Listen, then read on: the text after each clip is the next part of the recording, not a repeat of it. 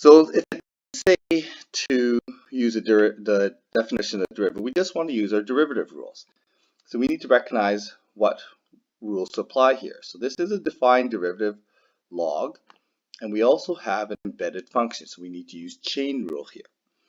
Now I would always suggest, instead of using the formula for log, base, or whatever, we'll just change everything to log base. So I'm going to base e, because base e works the best.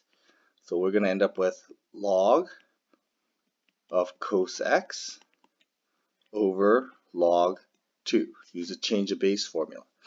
So when we differentiate this, we're going to differentiate 1 over cosine. Okay, so we're going to take the coefficient out. So the 1 over log 2 is going to come out to the outside. The derivative of log is going to be 1 over cos x times the derivative of the inside function. It's going to be negative sine x. So I end up with tan x. Okay, so the derivative of this function works out to be 1 over log 2 negative, and then tan x. Here these are defined derivatives, but now we use product rule. So when we apply the derivative here, product rule is differentiate the first function times the second function. We don't touch the second function, plus we don't touch the first function, and we differentiate the second function. Okay, so there it is. There's our derivative. Now, we really should simplify this, but for the most part, I want you guys to work on the derivatives. We can use this derivative. There's lots of algebraic mistakes that get made when simplification. So for the most part, as long as you can show me these steps, the algebra is secondary. Although we really, at some point, need to make sure your algebra is getting better.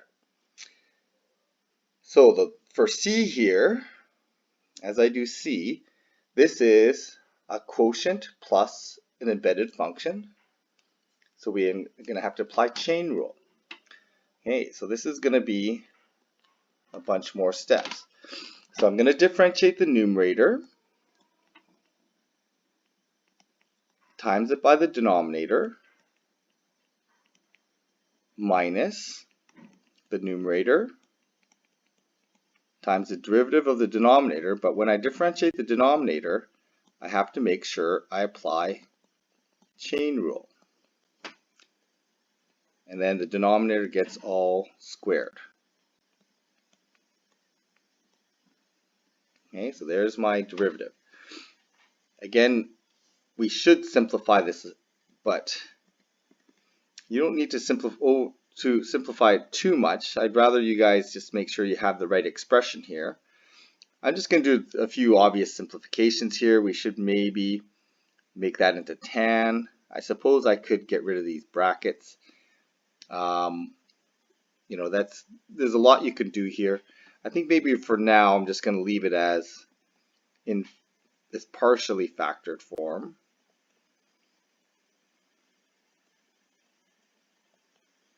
And just convert that to tan. So partially factored isn't the greatest form, but for now it's functional, it's good enough for now.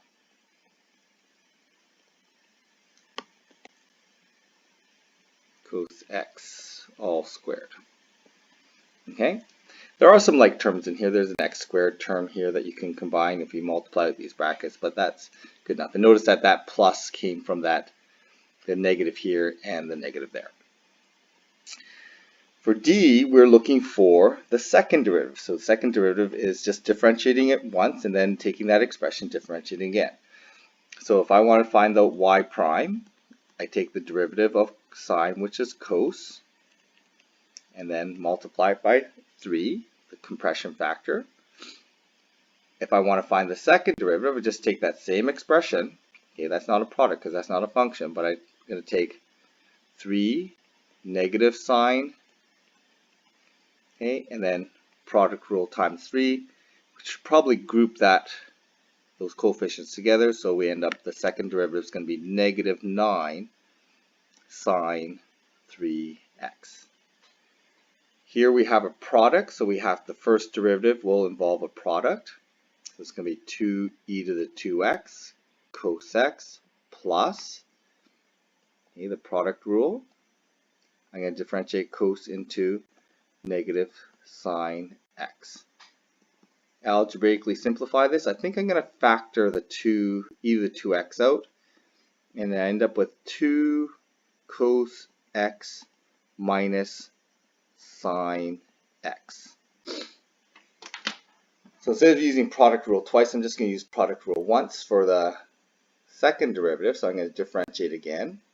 So it becomes 2e to the 2x times 2 cos x minus sine x. Okay, so the derivative of the first term, I don't touch the second, plus e to the 2x. And then I'm going to differentiate that inside function. 2 cos x becomes negative 2 sine x minus cos x. Okay. There are some like terms here which we should probably cancel out or group together. So I'm just going to group these together. So I end up with 4e to the 2x times cos. I have negative 1 e to the 2x times cos. So I should end up with 3 e to the 2x times cos x.